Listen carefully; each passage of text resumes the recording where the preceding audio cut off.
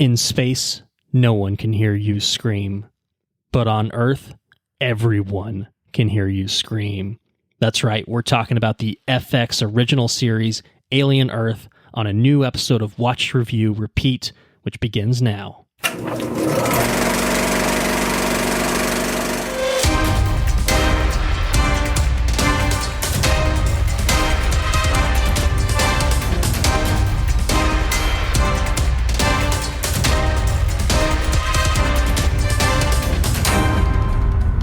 Welcome to a new era of Watch, Review, Repeat. This is the podcast where two best friends discuss the latest in film and television and then do it all over again the following episode. My name is still Colton Brown, and joining me still is Mr. Andrew Meadows. Hi there. Hello there. Hello there. That part's all the same. We haven't changed that. It's just us still. We'll have guests on sometimes, not on this particular episode. Obviously, we're kicking off a new chapter for Watch, Review, Repeat. We've teased this in some of our past few episodes, but this is it. We've hit episode 301. We cleared the big milestone, episode 300. Talked about our 5 favorite directors, or 6 if talk about Andrew and his his little thing with Mr. Denis Villeneuve, but not to spoil it. Yeah, you got to listen to that whole episode. It's a long one. This one will not be as long, I can promise you that, and we'll be talking about why that's the case very, very shortly. But we went out with a big monster fucking episode in terms of runtime. A good way what's that one? Was like 3 or 4 hours, I think? The raw recording was just, it was about 3:45, something like that. So, still working on the final version actually as of recording this. So it'll still be in that neighborhood. It'll be over 3. Having fun with that episode. It was very fun. We spent 2 hours on honorable mentions, and then a good chunk of time on our 5 favorite or 6 favorite. If you bend the rules a little bit. But yeah, no, it was great fun. And we spent like 3 weeks doing homework for that episode. Like it was the culmination of a lot of hours spent watching movies and ruminating and thinking about who's my favorite director, who's my third favorite director, all of these things. It was it was a really, really fun episode. And I do encourage people to listen to it. It is long. I'm not gonna lie to anyone. I'm not gonna say it's not. Break it up into as many chunks as you need. I do think it's worth listening to because like the other milestone episodes that we've done, it's like a kind of special insight into the things that really mean a lot to us, whether it's movies or TV shows, and then directors. Obviously, there's most film directors, but yeah, no, I definitely would encourage people to check that out. But as I said, that's kind of the end of Chapter 1, Season 1 of Watch, Review, Repeat, if you want to classify it that way. We're changing things up. We've decided to shake things up. There's a lot. I mean, it's kind of been a long time coming. Yeah, I feel like it has. The episodes have gotten unbearably long, and I probably am speaking for listeners in saying that. I'm speaking for myself. I'm speaking for Andrew in saying that. And it just hasn't become tenable for us to operate in the way that we have been operating for really probably the past few months at a minimum since baby Nolan has arrived. And, Andrew's got two little ones, not quite running around. He got one running around. The other one running around. Before long, we'll be running around. It's, a little bit too. Definitely have one that kind of keeps us up a little bit sometimes. You know what I mean? For sure. But my mornings have gotten earlier as a result of the kids. Yeah, and your nights are getting later if we're recording for 3+ hours, and it's not sustainable. I've got to work. I don't have kids, but I've got a job. I've got responsibilities, and I've got a wife that would probably appreciate having a couple more hours with me on recording nights and stuff like that too. So it's all just a reflection of where we are in our lives, and just like having that opportunity to think, well, is there something that maybe we could do to just make this actually more enjoyable for ourselves? And it's not to say we haven't enjoyed, I enjoy hanging out with you for 3 hours. I enjoy hanging out with you for 4 hours.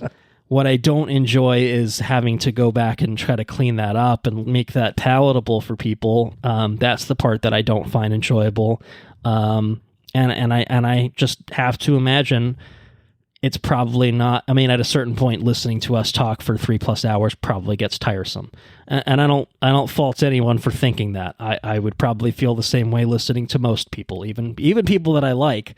So it's totally fair, and I take no offense for anyone that probably feels that way, or maybe even new listeners that might be intrigued to hear our thoughts on something like what we're covering today, Alien Earth, which we'll get to in a second. They might think, I'd like to hear what they have to say about that. Oh my God, 3.5 hours? That's as long as the show, And a lot of times it is kind of that case where we're releasing episodes that are twice as long as the thing we're covering. And that won't be the case with this episode unless something goes very awry. But it's happened. It's happened before. Yeah, so we get going sometimes, and sometimes material deserves it, Sometimes it deserves it. Sometimes the alcohol takes over. Yeah, that's true. That happens.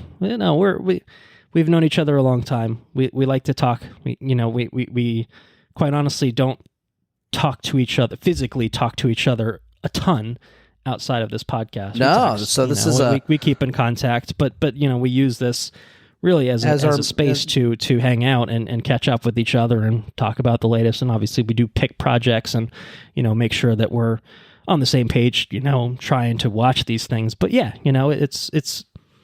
it's a lot, and we recognize that obviously it can be a little too much for something that is at the end of the day, and not to minimize it, but something that is at the end of the day just a passion project of ours, one that we've kept going for long time, 8+ years now, which is incredible. Jeez, 8 years. We've been through a lot of changes in our lives, and I think that the podcast has to change as a reflection of that. I think it's completely fair. We've changed things in the past, but I think this will be the most radical shakeup that we've probably had. So what does it look like? I think talked a lot about why we're doing it, but what's the big change? The biggest change, I think, is that we are just going to be spending our episodes probably 80 to 90% of the episode. I know this is a hard concept for people to wrap their heads around. We're going to be doing it. We're going to be talking about the damn thing that we're supposed to be talking about. Well, we'll keep an intro. Obviously, this will be a more extended intro on this particular episode because we're spending a lot of time explaining why we're doing what we're doing. But we're just going to jump into things. We're going to say hi.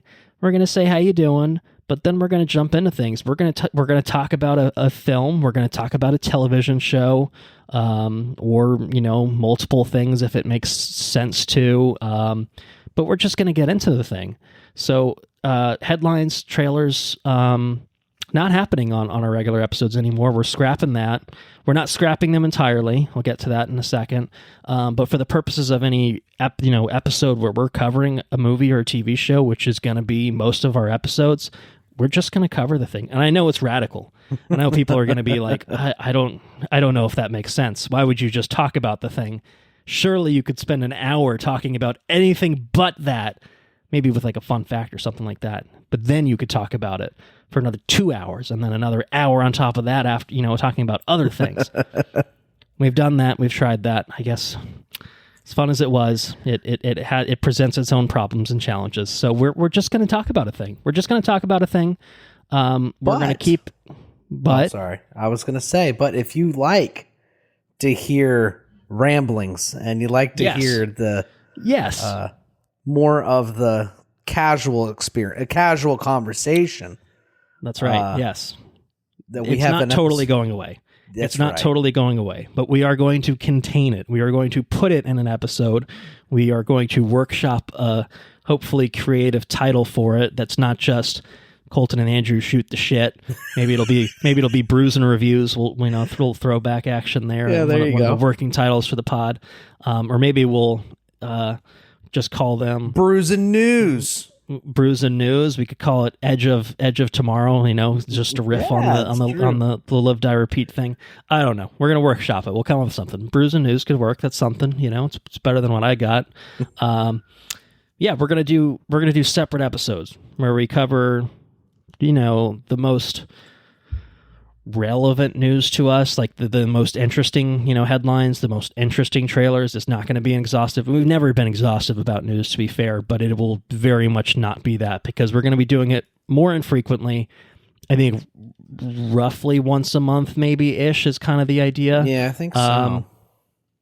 Loosely, I don't think we'll have necessarily a strict schedule. I think that will be dictated by kind of just what's out, what we have time to see, time to cover, etc. Where it makes sense to have a week where, hey, I can't make it to the theater and there's no TV show out that I've watched. Like, this is a good time for our, hangout episode or whatever, where we do news and all that stuff. So we are going to do that. We're going to contain it to a single space. Those will be certainly those might be more rambly. Those might be longer. Those might be, who knows? We haven't really done one like that fully. We've done news-centric episodes, so we've kind of done something along those lines, but never like explicitly something like that. So that will probably resemble something closer to what you maybe are accustomed to hearing us, given you in an episode. So yeah, I think that this will make more, shorter, more palatable episodes, more focused episodes. It gets us to bed sooner. I'm not spending, however many hours out of my life editing, re-listening to the same thing. And re-listening to the same thing. Yeah. And I think that in turn, that will just be better for us. It will be better for the listeners. We are going to keep a more condensed version of catching up, within our regular episodes, especially for something like this. We haven't recorded in a few weeks since we did our episode 300. So, there's been some big things that have happened that I don't want to, sit on for too long. But, I think at the same time, I can recognize that, sometimes I'm reading a list at you for 15 minutes, and I can recognize that sometimes you're spinning your wheels trying to figure out what the fuck you've been up to for the last week. And it's like, well, I went to the park, and, it's like, and those are not bad things to talk about, obviously. But I think if we can try to curate it and make it a little bit more, again, focused, then maybe there was one big thing that you did, there's something you watched, TV show, movie, whatever, just something that feels like, hey, I don't want to sit on this. I want to tell you about this. I want to recommend it to the listeners, or I want to, tell you, my best friend, if I dare say, what's been going on in my life. Because as I said, we talk to each other. I'm not saying we don't, but we reserve conversation. I don't know about you. I reserve a lot of conversation for when I can see you over the webcam and we can sit here and have a couple drinks and talk about stuff. Yeah, for sure. I think certainly relative to the before times before we started this podcast, there's definitely an element of that where we're saving it for the pod, man. So that's how it's going to look.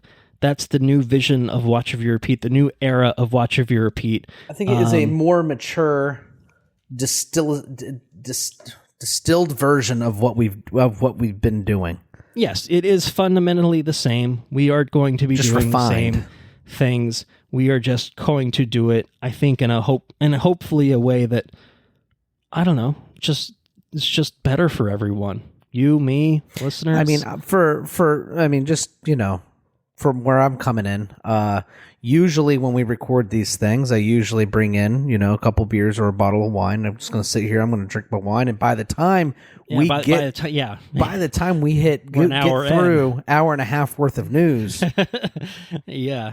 I'm ready to go. I'm not ready to go. You're feeling good. I'm feeling good. Good, man. Maybe a little too good sometimes. And then by the time we get to the end, by the time we get to the catching up portion, well, now we've been here for 3 hours.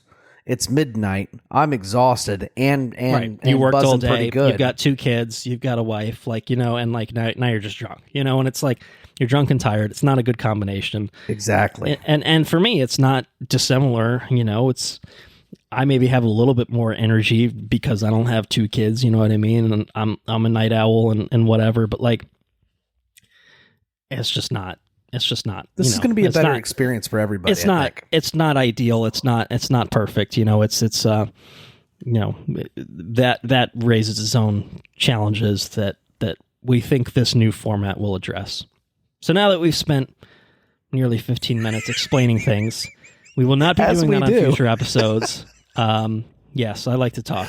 That's there's a whole thing, you know, I feel like it's like a running joke where you're a lawyer, like, almost a salesperson. Well, that's there's definitely a joke in there somewhere. And on the joke front, dad jokes are being moved to our hanging out episodes, just to make that clear. Fun facts are staying. We'll get there in a second.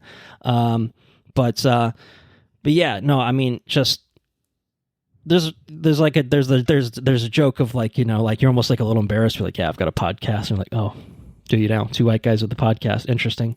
That's never been done before.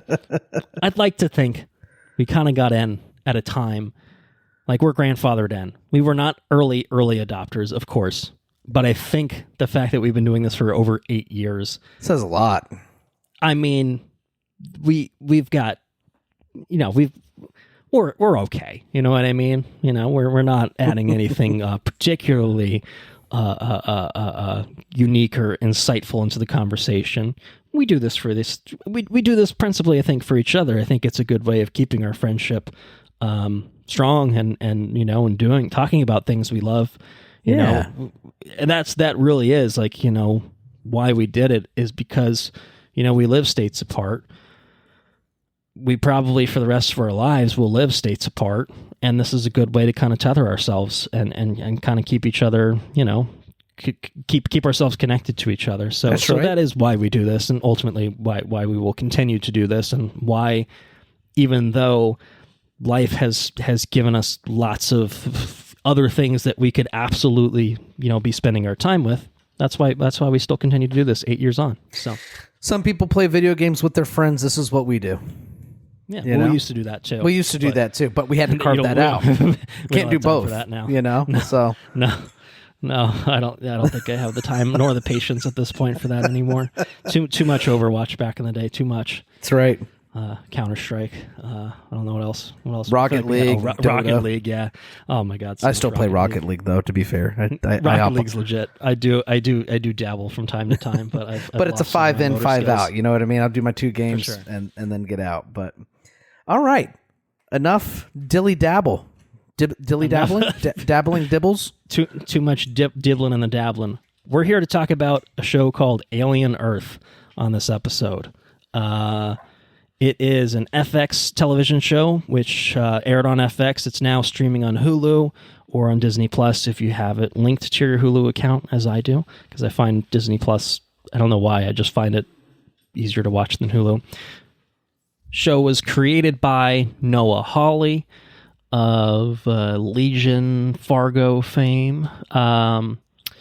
It stars Sidney Chandler, Alex Lothar, Essie Davis, Samuel Blanken, Babu Sise, Idarsh Gurav, Arana James, Lily Newmark, Jonathan Ajayi, David Risdall, Kit Young, Adrian Edmondson, and my man, Timothy Oliphant. He thought with this episode, you know, with this new change, that I would stop saying the names of everyone. But I just have too much fun doing it, and I'm going to keep it that way. It's too important. The names have to be said. Until the next time Anna's on and she gets mad at me for doing it. She doesn't like that part, but I love it. I think it's good. I like to do it as a subtle troll of her sometimes. Anyway, Alien Earth. What's it all about? Well, what was it all about? It's about aliens on Earth, you might say. When a mysterious space vessel crash lands on Earth, a young woman and a ragtag group of tactical soldiers make a fateful discovery that puts them face to face with the planet's greatest threat. It's alien. Maybe, who's to say? So here's one change. Before we get into non-spoilers, I would absolutely love to hear a fun fact about Alien Earth. Before we really get into talking about Alien Earth, do you have a fun fact that you could share with the listeners? Well, so this fun fact came from a little bit of a wiki dive. Sure. And as they are wont to do, you know, it's a good place to look. I'll be honest, sometimes I enjoy things and I don't necessarily know if they're good or not. Okay. Like, do people agree with me, or am I out on my own island, you know, and liking something? Exactly. Sure. And we haven't talked about this. I think I finished it probably a little bit of a ways before you did, I think. Yeah, that's true. I guess here's my fun fact. This show wrapped up about a month ago. We're recording late October. Yeah, it it wrapped up like literally a month ago. We were going to record this episode 2 weeks ago, but then I was sick, and then we were going to record it last week, and then Andrew was sick, and then this week we're better, not 100%, still coughing up a storm here and there, but feeling good enough. But now we're a month late to the party, which is kind of what we've been doing this past year anyway. But we were almost prompt with things. Anyway, I digress. Your fun fact. Anyways, so I hop over here, I scroll down to the reception, and then I begin my excuse me, right on cue. Right on cue. I won't edit that one out. I'm going to keep that one in just to convince the listeners. Look, we're still a little bit sick, but it's okay. So I begin my wiki dive. I jump down the rabbit hole of TV analytics. Sure. Yeah. Right. How much viewership, that sort of thing. Is that what we're talking about? Yeah, exactly. It's like, how do they quantify that data? You know what I mean? Where do they get it from? Well, they get it from set-top boxes and smart televisions. Set-top boxes are Samba TV. There's someplace they can get that sort of stuff. They also get it from Nielsen Media Research, which is a information firm. I've actually, I think, opted in or out of Nielsen Media information gathering. I think I opted in. Okay. Into it. I can't remember what it was on though. I feel like it was in a smart TV, like it was in a setting or something on my LG TV. Anyways, the information, the plugins, I think are. I know that you can share the information or choose not to share the information on the actual within the TV settings. And I think that certain apps you can opt out of sharing the information if you want to. I think the information's important, right? I think it's if you want to like watch things that you enjoy, continue to watch things you enjoy, you want to share that information to let people know you're watching it. I would imagine there's more intrusive ways for them to find out if you're watching something or not. But these are two public companies that gather data. And according to this Wikipedia page, between the weeks of August 18th through the 24th, it was the 9th most streamed original series that week. And then August 25th to 31st, it was the 10th most streamed original series of the week. And then between September 1st and 7th, it was the 9th most streamed original series of the week. I also think it's really interesting too. You can go to Nielsen, it's Nielsen.com, and you can actually discover what's trending and what people are watching. Like they actually publish some of the data, or they do, yeah. Okay. So like this week, for example, the most watched original show is Beauty in Black, streaming on Netflix, 24 episodes, and it's got 1.3. It's ranked first, 1,354 in minutes and millions. So I guess it's 1.3 million minutes streamed, I guess. Ranked total minutes viewed by persons 2 and above is the way that works. Gen V makes the list at number 8, which is pretty interesting, and Miss Rachel is number 10. I was included in the 383 million minutes tonight, actually. Okay. Yeah, so really interesting information. I tell you something else that I found interesting too is they could do streaming, they do television, and then you can also look at advertising. So nationally, the number one, they rank it with paid advertising in millions of dollars. And then they also, they show the impressions as well, which is pretty cool. But AbbVie Incorporated, it's a health company of some sort. They've spent $66.7 million in advertising.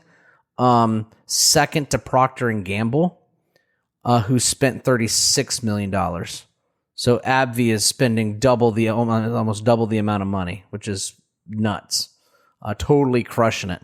And then your local TV is dominated by car people and Morgan & Morgan. Morgan & Morgan's number 4, which is pretty interesting. They spent $26 million in paid advertising. Morgan. Yeah, they got those fuckers up here too. So it's pretty interesting stuff.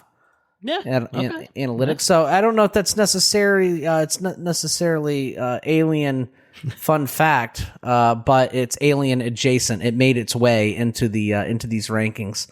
I feel like we talk about the box office, and I feel like this is how you're going to have this is the rough equivalent, right? And it's always kind of been like in inexact science. Like obviously, I mean, I think it's where it obviously plays a huge factor as it does for movies. Like if your movie doesn't make a shit ton of money, you're not making a second one or a third one. With TV shows, if people aren't watching your show, a show like this that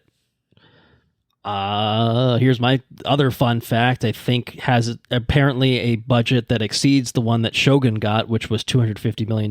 Like holy shit. They spent some fucking money on these 8 episodes. They're going to want people to consume that media. They want people to be watching this show. Otherwise, well, they're probably losing money overall.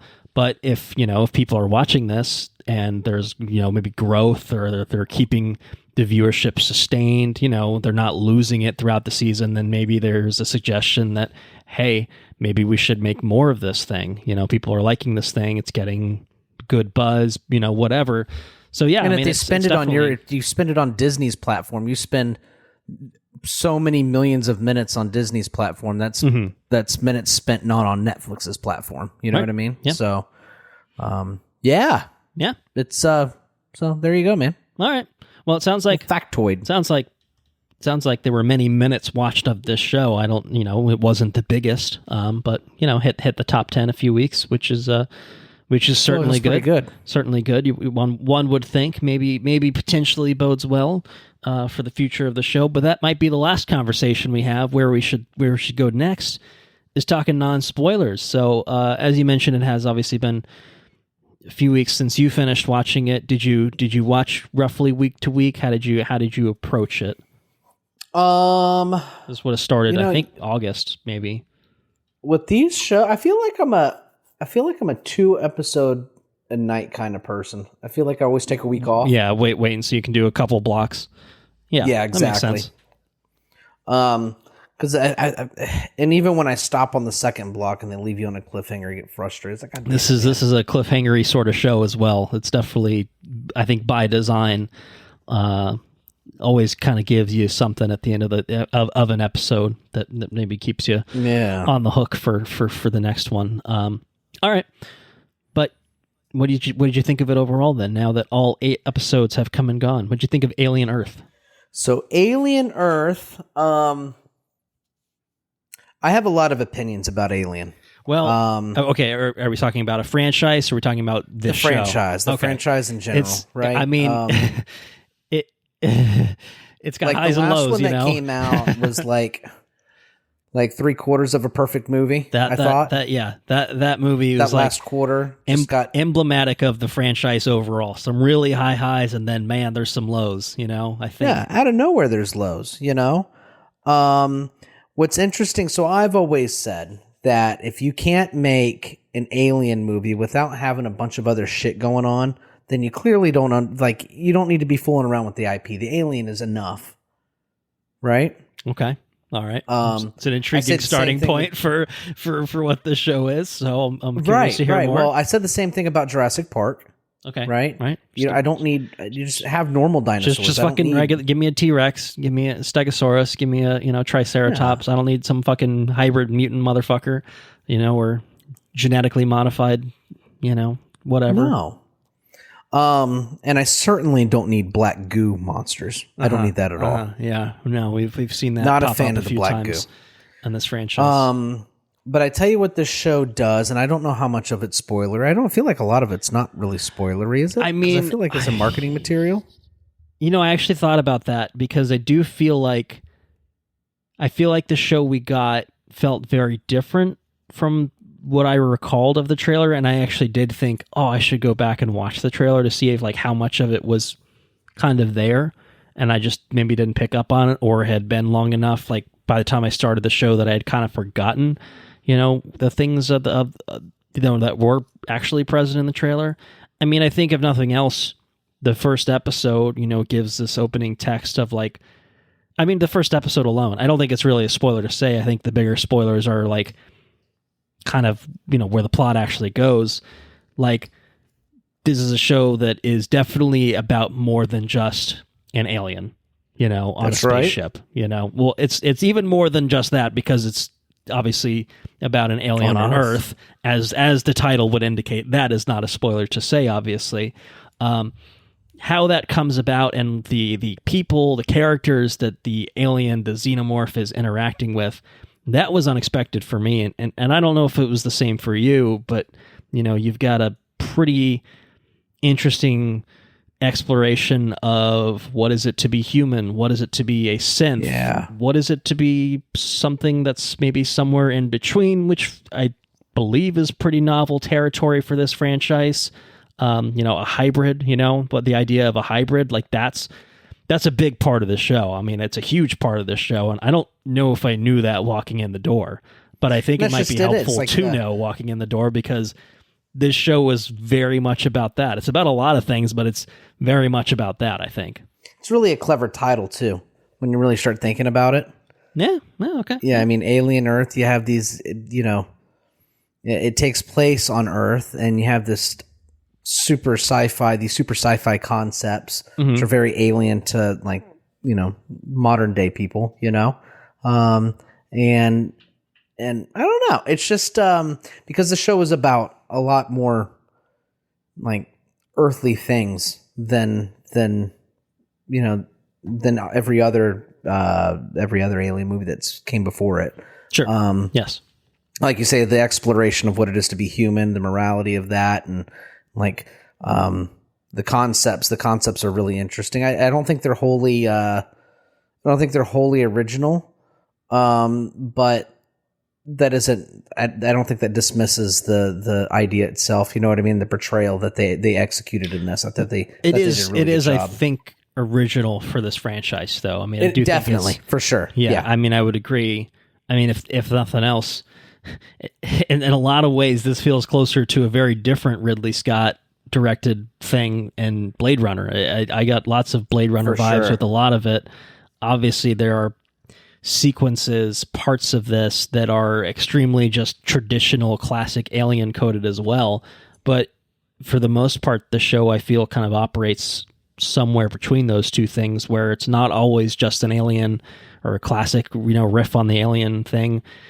There's other times where it's so different from that, but maybe it's Blade Runner-y, maybe it's not even that. Like there's a lot going on. The Alien franchise has always been like the and I feel like it's Blade Runner does this too, you know what I mean? But the I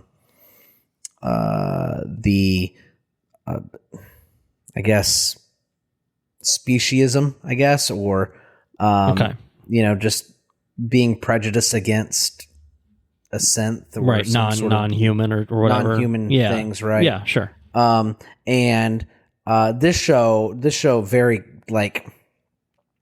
much explores all that in a good way, I think. It's also, to go back to what I was originally saying about needing. I don't need anything more than, right. Yes, than of aliens. Course. Yes, right. Like,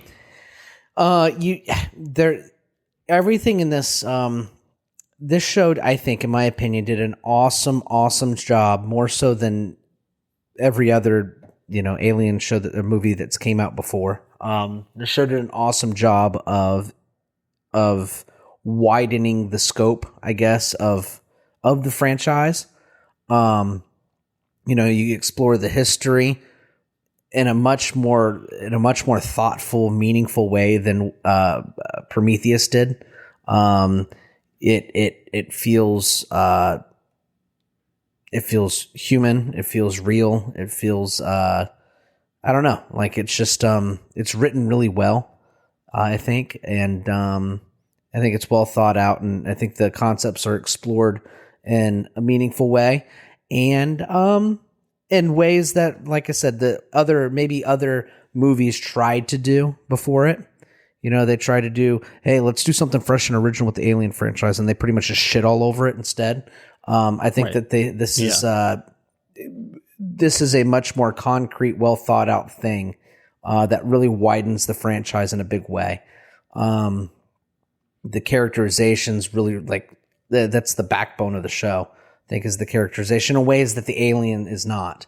You know what I mean? It's not so focused on the alien. I mean, the alien shit's happening in the background, but the scaffolding of this show is its characters and the explorations of what it is to be a human, or what it is to what it is to have humanity. I guess Yeah, I think it's I had a lot of fun with this show. I had a lot of fun with it. Okay. There's cool stuff. There's cool. It's just a rich sci-fi tale. I think it's really cool. I like it a lot. No, I would agree with Rich. I mean, there's a lot. There's a lot in this. It really is. I mean, right. I mean, the difference between this and Prometheus, like Prometheus tried to expand the lore. Like, what's the space jockey all about? What if there was black goo that just did whatever the fuck we thought would be appropriate for a particular scene? And then in Alien Romulus is like, what if we brought the black goo back and it's going to do some weird fuck shit again? Oh, here we go. Like, this is not just, I mean, there are kind of like almost analogs where it's just like, what if there was some weird shit that caused other weird shit to happen? But it doesn't feel like it does. It feels natural. Like it feels like it makes sense plot wise. If that, I'm being purposefully vague, obviously.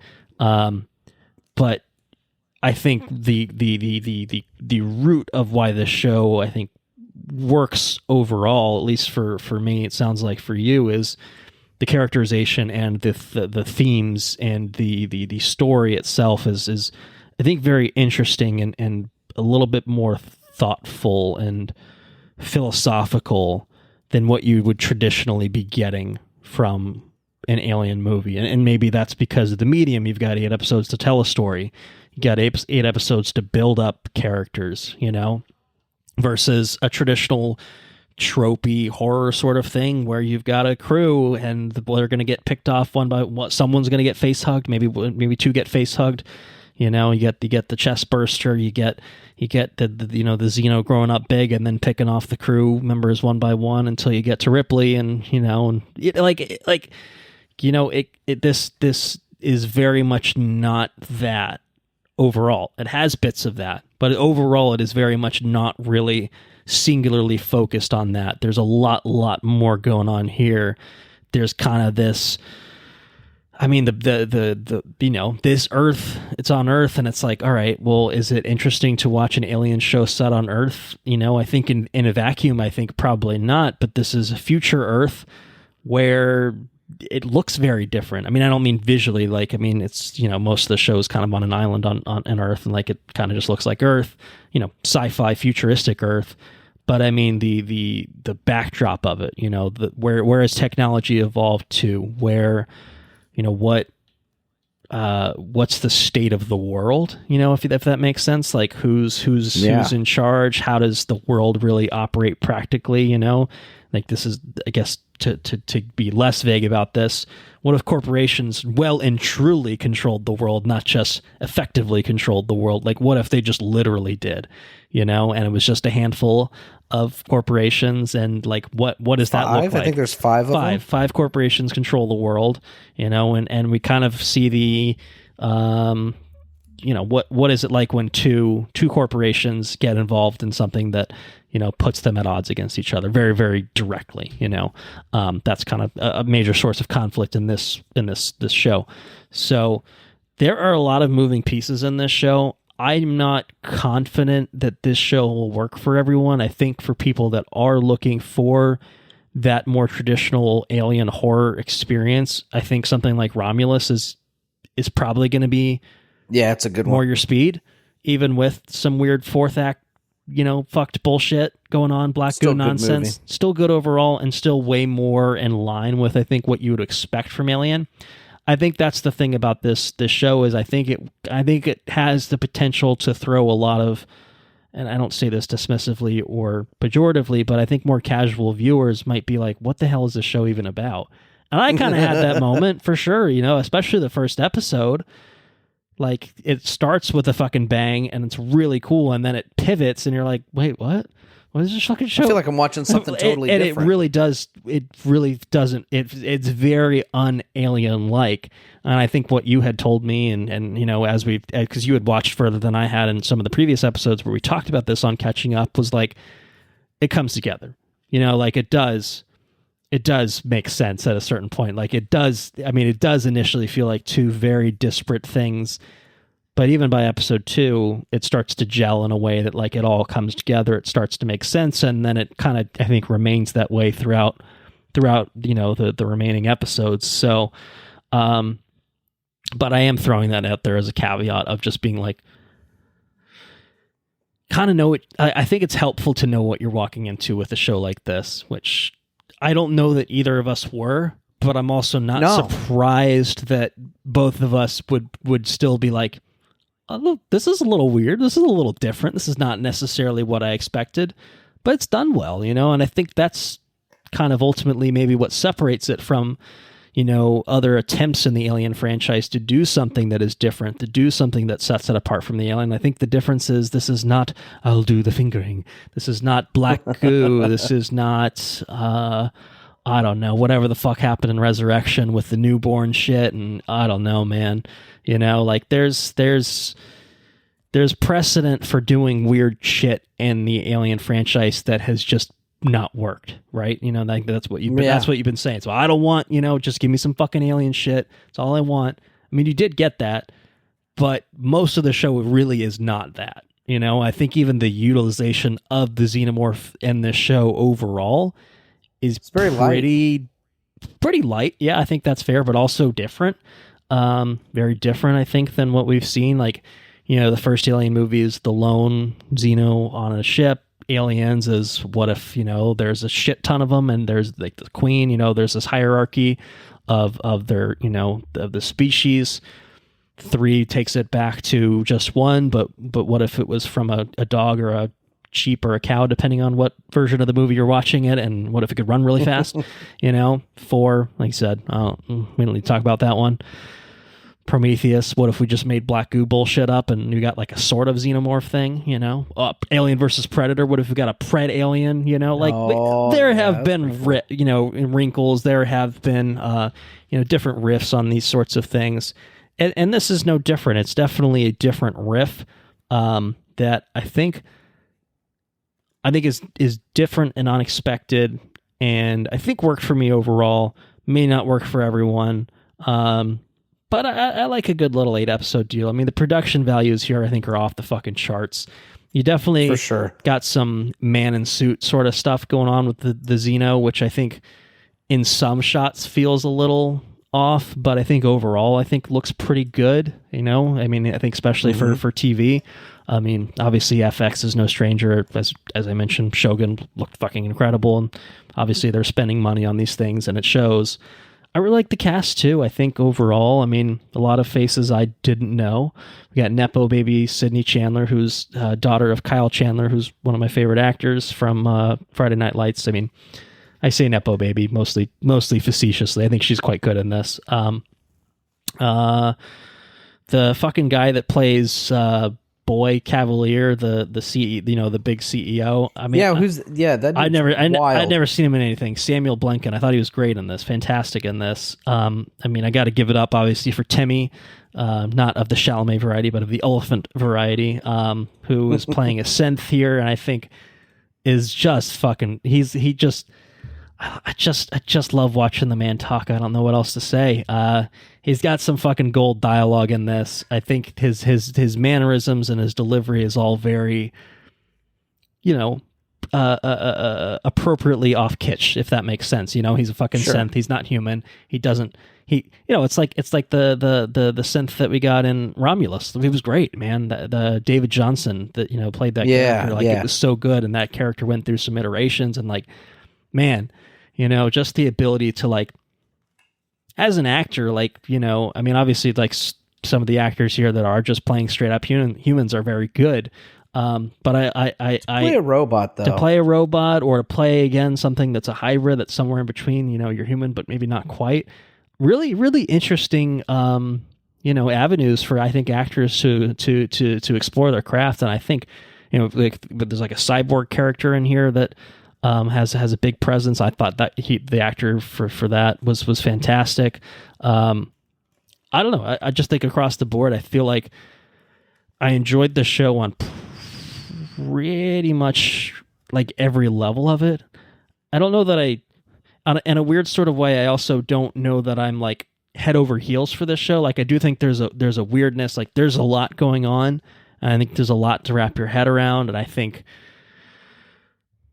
I don't know, it's a very unique feeling show, like the way that every episode ends with like fucking Tool or Godsmack or like, there's things about the rock music. Yeah, there's things about the show I'm like, what a weird decision, or Cherub Rock, Smashing Pumpkins, and I'm like, it's like fun. I like most of this music, but like, I don't know. I did find that it was so weird. It was bizarre. So, fun fact: the guy that the music was by Jeff Russo, which is he's one of the founding members of Tonic. Oh shit! Okay, all right, interesting. So I don't know, like if you're Noah Hawley and you're just like maybe he's buddies with this guy or what. But it's like, because the music at the end of every episode, it really just feels like shoehorned in there. It's like, hey, I like this song, let's throw it in. Yeah, I did find it pretty jarring overall. I mean, I guess it was a good cue of like, okay, the episode is over because now Queens of the Stone Age is playing, or whatever. Right? It's like, okay. I don't know. I don't know if it totally worked for me. Like, I think I don't mind it as much because I'm like, all right, fucking Tool's cool, man. I like. I'm not gonna be mad about listening to Tool. The Tool, I think, was like one of the first ones. Yeah, that was in the first episode. Yeah, within the first few, first or sure. Second episode, yeah. And okay, that was pretty cool. And it's like Tool's kind of atmospheric in its own kind of way, so maybe. Yeah, so it almost makes sense a little bit more. Whereas like Godsmack, it's like, okay, all right. Oh, this is what they're doing every episode. Yeah, now. right. Yeah, I get it. Yeah. Yeah, it's like, okay, well, that's a choice. I'm with you. I don't know if I don't know if it totally worked. Like, I think, yeah, right. I think some of the song choices were like, all right, fine. It is interesting. Jeff Russo. It looks like he has collaborated with Noah Hawley a lot. So yeah, I guess they're buds. But it looks like he composed on both Fargo and Legion. I actually thought the score itself was very, it was good, very very well done, very well suited to all the very different aspects of the show. I think that really is just what I'll come back to, is like, there's a lot of moving pieces here. There's a lot going on here, and I think I didn't expect it. There's a lot of fucking Peter Pan talk. There's a lot of fucking talk about Peter Pan. There's it kind of makes me want to read Peter Pan a little bit. Yeah. What the fuck's going on with that? What's up Peter Pan all about? I don't know. There's so much going on here that I do think, again, it's probably not going to work for everyone. I think, and there are moments and stuff where it's just like people are behaving dumbly, and it's like, all right, well, that seems to be a bit of an alien trope, but I don't know. I liked a lot of the elements. I don't know if they all fully clicked together seamlessly. I think it did take a little minute for it to click, and I think that, on the whole, I think that there's a lot more to be explored, that can be explored, that maybe hopefully will be explored. I think, as like with something like Shogun, it was like, I want this to be a one and done. They're going to be making a season 2. I don't need it. I'll watch it, obviously. This show, needs a season 2. I thought it was going to be a one and done, but in watching the show, and I had kind of seen some remarks about the final episode, maybe feeling not like it was going to be a fully, let's wrap up this whole thing and call this a mini-series sort of thing. Like, so I think the expectation should be like, if there's not more, I don't like this feels like there's definitely more story to be told. Like this feels like a season 1, which is obviously how a lot of TV shows operate. But I think it's helpful to kind of have that in the back of your mind watching this, of not everything is going to be wrapped up with a nice tidy bow. I think that if it was left where it's left, I think I would be disappointed. I think a little, I think it would. I think it would take the show down a couple notches, just because I think that it wouldn't. Like you've set up so many interesting things.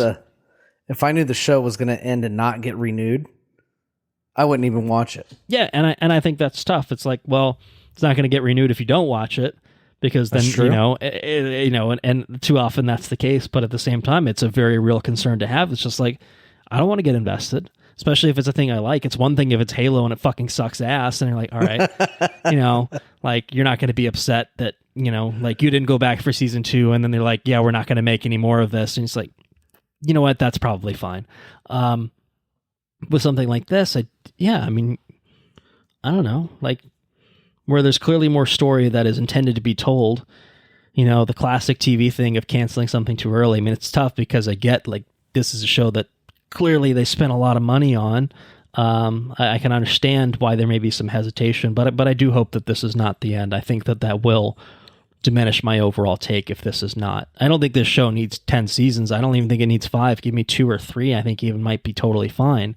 And/or this. You can even do a shorter. What is it, 8 episodes? Yeah, this was 8. Give me another 8. I think you can make this a 16-episode deal and you're good. I think that's probably enough.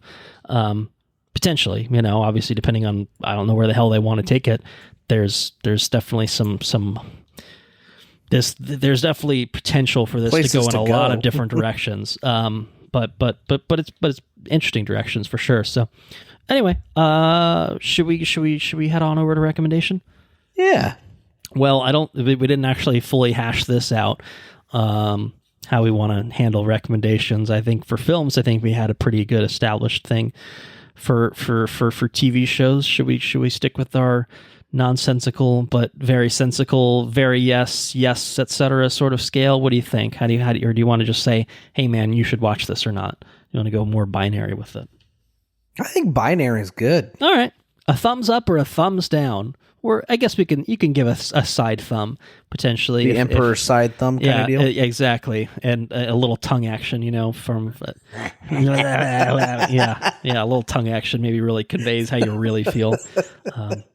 And this is a show that I think technically is produced by Ridley Scott, so there's there's Gladiator connection there. Exactly. Obviously, Ridley being, I feel like probably credited as a producer because he directed the first Alien. I don't think he was really actually involved in any sort of meaningful way. Calls up Noah and says, hey, you should do this. And Noah says, okay. And then immediately says, I'm not doing that after he gets off the phone. No more black goo for this old man. Go make your Gladiator 2s. What else? What's he up to these days? I don't even know. It's not important. It's not important. We'll talk about it on a Hangout episode. We'll spend 20 minutes just keeping tabs on what old man Ridley's up to. All right. I'm in the corner. So where does your thumb and tongue land? Do you have a little mouth inside there that you could maybe help, and break some fucking skulls open with? I think that this is a thumbs up show for me. I think that, like you say, it's not for everybody. But I think there's probably, because there's so much going on, there's so many different, because the amount of characters, everybody's got their own stake in the game. Somebody's got got a storyline that you're going to follow every episode. Because the amount of layers that the show has, I think you could probably find someone interesting and find someone that you want to root for throughout the entire show. I think there's a lot here. I think it's I think it's a deeper show. I think it explores a lot of themes and stuff that are complex and worthy of thought. And so I think. Yeah, I'm here. I'm here for this show. Okay. Yeah, I think it's definitely worth watching, and I think it's. Romulus was really good. I don't want to say Romulus wasn't really good because it was. It could have been without the last quarter of that movie or the ending of that movie. It could have just been it could have been a reboot of the Alien franchise, right? At least quality wise, sitting up there with the best of the best, with Alien and Aliens, instead of sort of hovers in the middle of the pack where some really good stuff and then some really not so good stuff that hold it back in a big way. Yeah, but I think this show for the franchise. It's probably the most important thing to happen to the Alien franchise in forever. Like, this is if you're a fan of Alien, I think you owe it to yourself to watch the show. So yeah, I don't know. Definitely thumbs up with some tongue action. Okay. Well, I'll give a thumbs up as well, and I'll do a little bit more strained tongue action just because I feel like we're maybe putting off new listeners with some weird Joaquin Phoenix shit there. Some weird energy. It's a weird energy that we've managed to conjure. I almost might. Actually, I think that this is a show that might appeal to people that maybe don't think they're interested in the Alien franchise, because I think that like obviously it's very sci-fi. If you don't really care about sci-fi shit, then like I don't think this is going to convince it's totally you. out. It's definitely pretty much in that vein. But I think that the people that are expecting like just classic Alien shit through and through, they might be disappointed with this show in some ways, because I think it has that, but most of it is not that. Yeah, you're true. No. And I think that those are the like a lot of people will probably get more value out of something like Romulus because it is fully that. And look, they've resurrected, Ian Holm for some reason, and he looks like shit, but like it's a fucking nostalgia. He's thing. supposed to look better now. I don't know how he they looks, they sort of fixed it for the home release, so it's like slightly less fucked, but still kind of fucked. This is not a show that is really reliant on, the staples of the franchise. I mean, it uses them here and there, I think, effectively, but I think in large part the plot part of this show is very, very different. There is a bit of some spaceship. What if Alien on a spaceship action to satiate the people that want that sort of thing. But like 80% of the show is after that, or separate from that. So I think in terms of my thumbs up and my restrained tongue action, I throw that out there again as a caveat to basically be like, I don't know. I think maybe like I watched this on my own. Anna didn't watch it. I'm guessing you did the same. You didn't watch it with Sarah. Yeah, for sure. Not really their shtick. Anna doesn't really do horror stuff, and there's definitely stuff in here that would be unsettling and I think scary, and certainly is by design. But it's a bit more heady and a bit more out there, Legion-esque, I guess. It seems like it's kind of Noah Hawley's calling card to just kind of get a little bit out there, do some weird shit with some of the things that you maybe wouldn't, expect. I mean, I certainly didn't expect it, but I enjoyed that, once I wrapped my head around like what the show kind of is, what it was trying to be. I think that if you can go for that sort of thing, I think that it does that stuff really, really well. And like I said, I hope to see more of it, because I think there's definitely a lot of room for this to continue in that direction. So I'm going to give it a thumbs up as well. I think give it this feels like give it a 2 or 3 episodes kind of deal, and you'll know. To me, for sure, I don't. You got to at least give it 2. Give it 2, because the first one's not really, really reflective. I think through 2 you get a good sense of what the show's kind of like. I think maybe even through 3 gets you, certainly a better impression. And then obviously if you're 3, then you're almost halfway. So, but again, I think by episode 2 or 3, you'll know.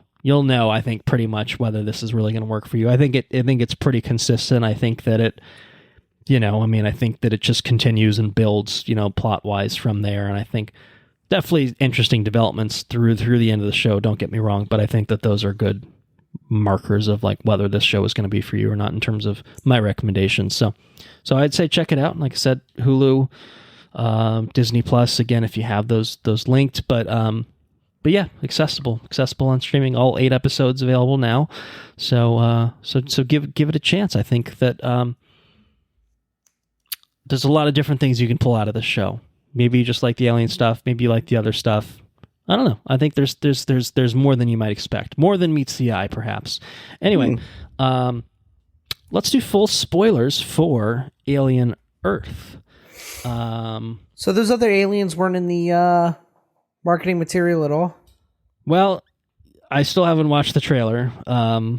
to see if they're in there somewhere. I mean, I feel like maybe there's like shots. I feel like the eyeball one. The eyeball. No, I think it probably was. I think I just didn't remember, or that they would be given this sort of significance because it like makes sense. Like the setup is, the Weyland-Yutani vessel, the Maginot is on. It's like I don't know. They're collecting alien specimens, so it makes sense that they have other alien specimens besides the xenomorph. But I think maybe even if I did know that from the marketing materials, I wouldn't have expected it to be like, what if a bunch of different types of aliens ended up on Earth? Like, what does that look like? Like, I don't remember that being in the marketing materials. It very well could have been, and my brain was just like, yeah, but aliens, but xenomorph, specifically. So I don't know. I'm sure it's there. I'm sure it's just a brain memory sort of thing. But I don't know. I like those fucking weird aliens. The eyeball thing I wanted to see the eyeball things. Take a vessel where it could speak. Oh man, when it did the when it was in the sheep and then banged on the glass and the fucking Isaac got super fucked up by the fly. Oh man, that was absolutely brutal. I like the eyeball one. I like the eyeball one. Like he's a fucking little troll. He's got some sentience, some intelligence there for sure. I want to know what the hell's going on with that eyeball thing. And he fucking hates the xenomorph too. Like he's always trying to fight it. So he never put the. Did he try to get into the xenomorph at one point? I might have. I can't remember. It might have tried and been like, yeah, that's the acid. That's not working. I don't know. They don't really have like a true eye socket, I feel like, either. So I don't know if that like... That was another cool thing too. It's like they kind of explored how they communicate and this and that, Yeah. Look, don't get me wrong. A lot of this shit super fucking weird. You know what I mean? Like half the show is just fucking Wendy or Marcy like... like half of her fucking dialogue in the second half of the show was just speaking fucking xenomorph language, which like I'm saying it out loud and it's a little bit silly. Don't get me wrong. It's a little bit silly, and like, in terms of the plot, like, she's communicating and like there's some sort of connection and clearly like the xenomorph kind of follows her commands a little bit. Like, it's like, all right, it's a little bit weird, but like, I don't know. It's all a little bit weird. That could work. That could work. Sure, maybe. Why not? And I think it also makes sense because, like, I mean, as we've seen with like aliens, like there is the kind of like a hierarchy where they're kind of these drones. They're like closer to like ant drones, in terms of what we've seen them, that serve a queen, and maybe that's how a queen communicates with the xenomorphs is like issuing these commands. And like obviously we've never seen a human or a human-like. Figure be able to communicate with them in that sort of way. Maybe it's in the Alien Covenant, and I don't remember because he was just too busy doing the fingering or whatever. But like I do. This does feel very different, and again, a little bit silly, but interesting, and like in a way that it's like, yeah, well, this is all sort of heightened. You know what I mean? Like we're talking about fucking kids running around in adult superhuman, synthetic bodies. Like, I don't know, like it's all sort of out there. So like, if I can accept that, then I kind of have to accept everything else. I have to accept that there's this eyeball creature that is, from what we can tell, highly intelligent that, very much reminded me of a, like a creature that would be in a, what's his name? Guardians of the Galaxy. Like James Gunn, or yeah, looks like he just struck me as a James Gunn alien. Yeah.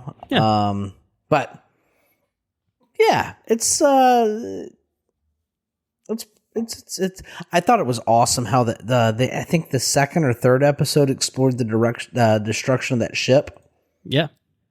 Like the whole episode that was like kind of like about it. Centered on the him getting back to Earth. Was that episode 2? Or was that episode 3? I think it was later. I think it was like following the cyborg guy. I think that was later. I think that was 5. That was a good episode. I like that one a lot because it was like a full flashback episode, basically. Like because you see, I think the first episode has parts of it.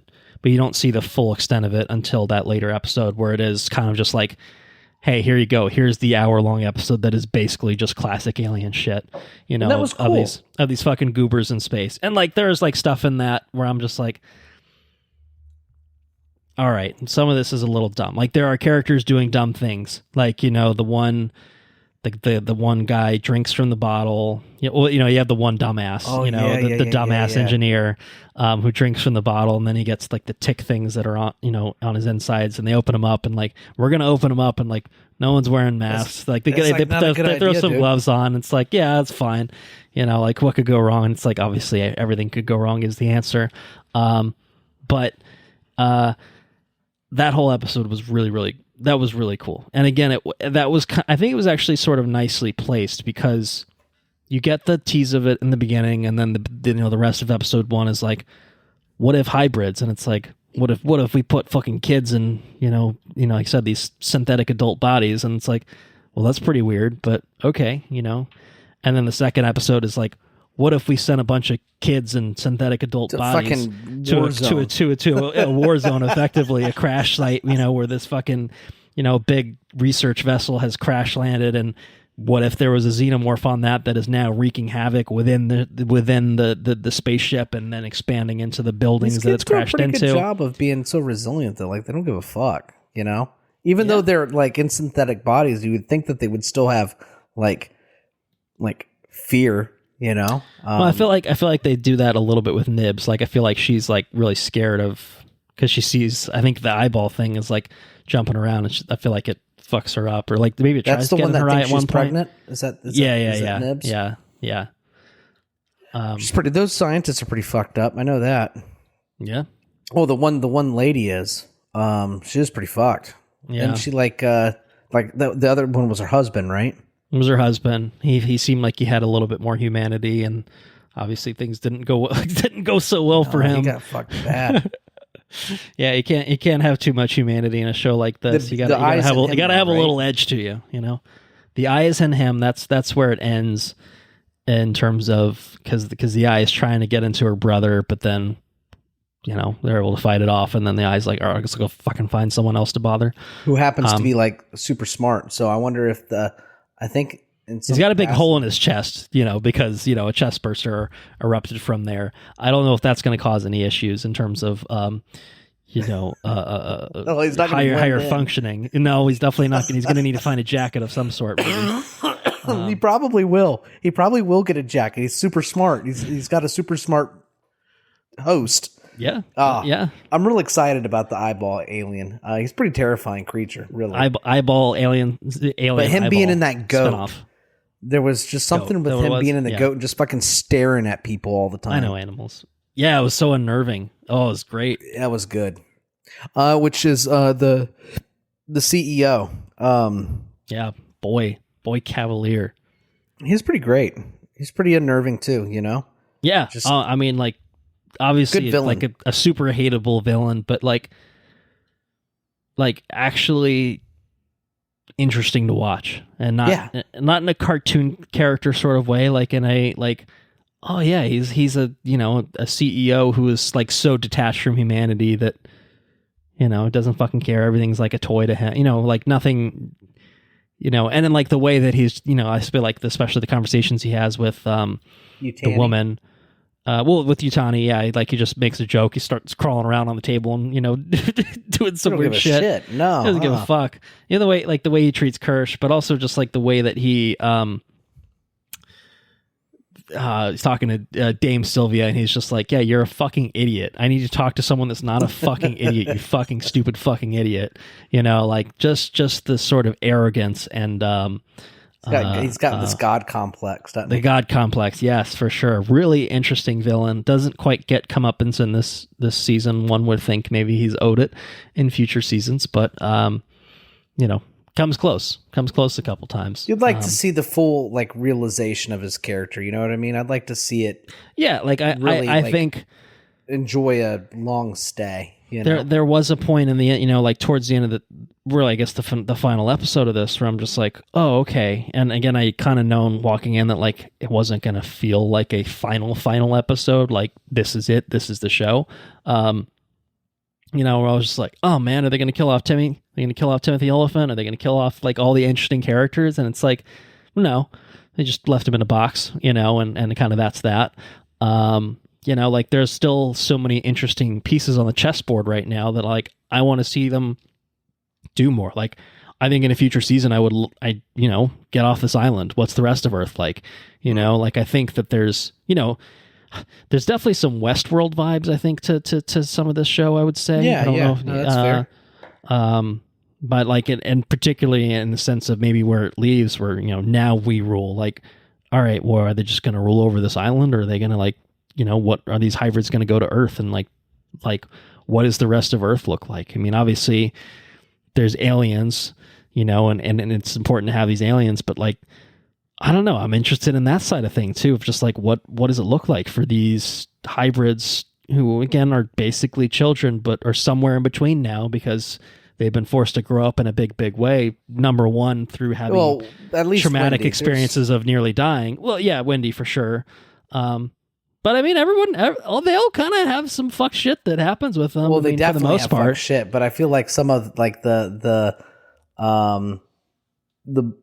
boy whose mom is kidnapped, right? And so he spends half the season being like resistant, but like please don't, yeah, because he's a little kid, right? You know, at the end of the day, they're all kind of children, but at very different like maturity levels almost, but like still children, and like, you know, they fuck with you know, they erase the memories from Nibs because she's a little out there. Yeah. Little out there, we'll say. I mean, she likes to kill people. She rips some jaws off, which is pretty sick.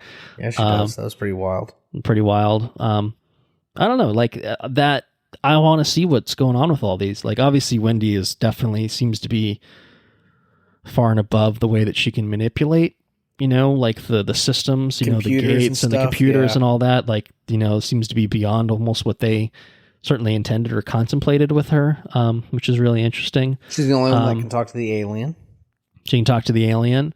I think there's also like this interesting thing of like, well, we saw the one get killed by the fly, but is he truly well and dead? I mean, we see the graves. Obviously, they're physical, you know, children's bodies are I think we can assume at this point very much actually dead, maybe killed during the procedures, not I would, or just died anyway, because obviously they were sick and stuff, sick and, you know, going to die.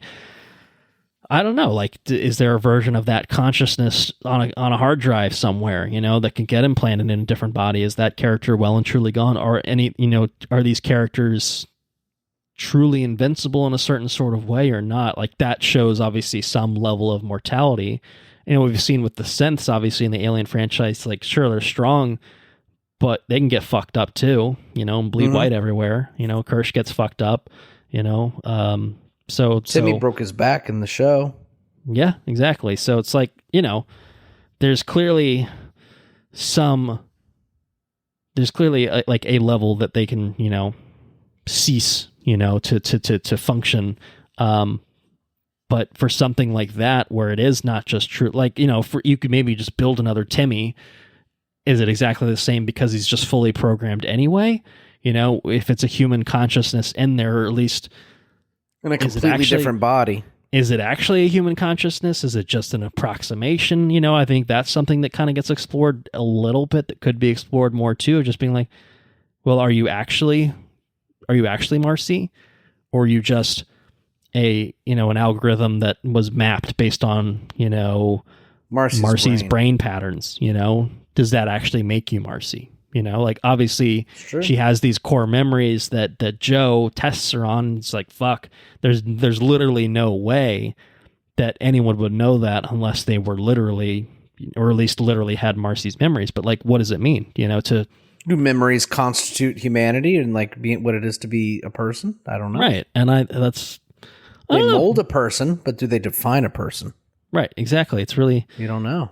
Really interesting kind of, I don't know, thought piece, I guess, in that sort of way with this show, and again, in a way that I didn't expect coming in, but appreciated walking out the door, or, you know, turning off the TV or whatever. So, yeah. What else spoiler wise do you want to talk about? Extra aliens were cool.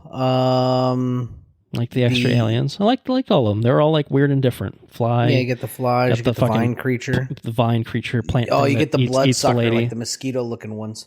Oh, cool. Yeah. Pretty brutal. I liked the well, I mean, speaking of traditional alien stuff, there was like the one sequence, I think it's maybe episode 2 or 3. I think maybe 2, where they're like, they go to this fucking party sequence and it's just people in the wigs, and then it goes out and there's like a conversation, like kind of pans, and the aliens like kind of just like sitting there like a statue thing, and then I don't know. I just thought like some of the cinematography cool. and the way that it was done was really cool.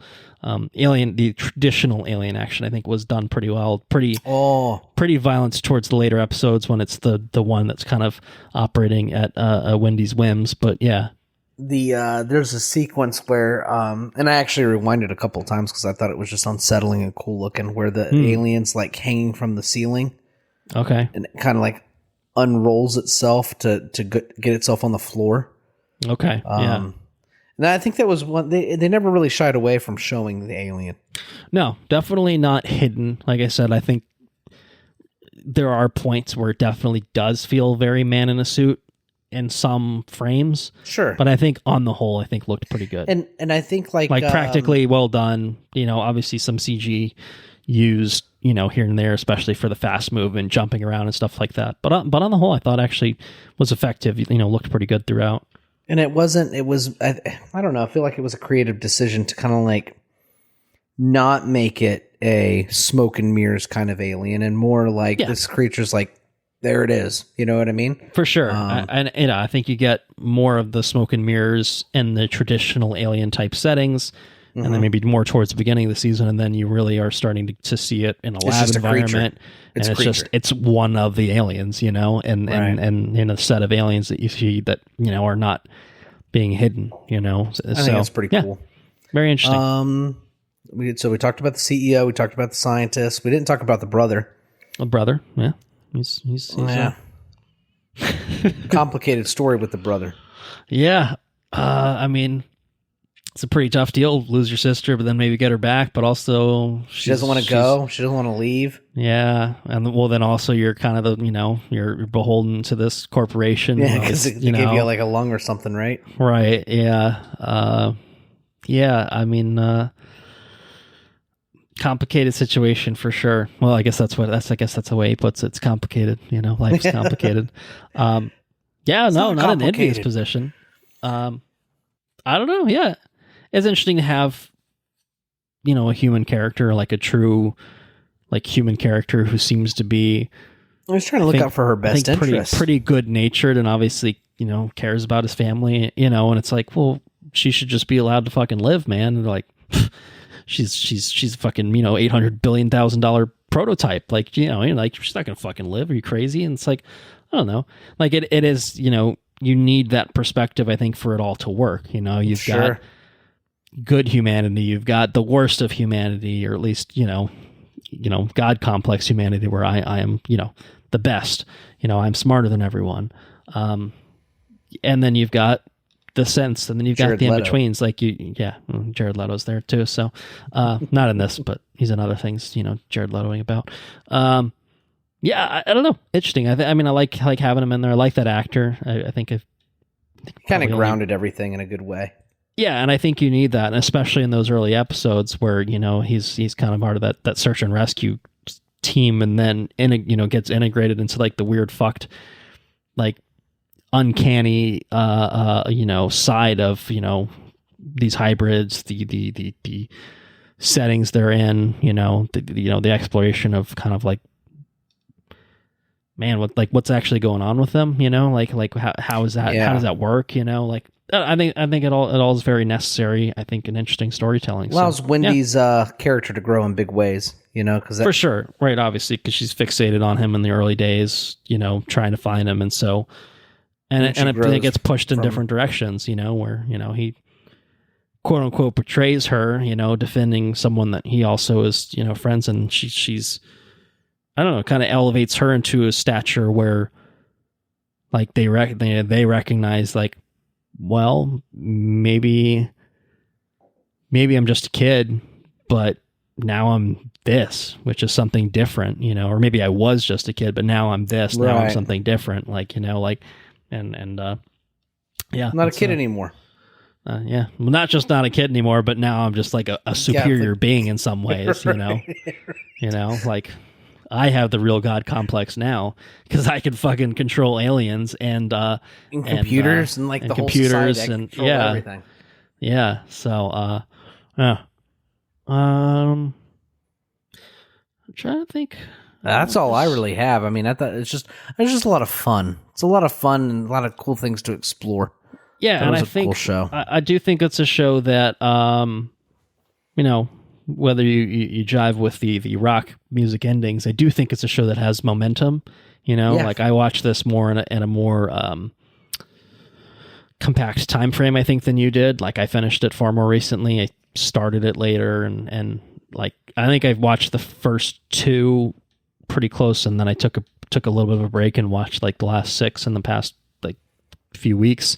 But I think that I don't know. It always seems to go somewhere interesting. Like I think this is, to me, a show like this could have the pitfalls of, because it's so different. Like I could find the alien side of the show really interesting, and then find the hybrid stuff of this show really fucking boring and like uninteresting.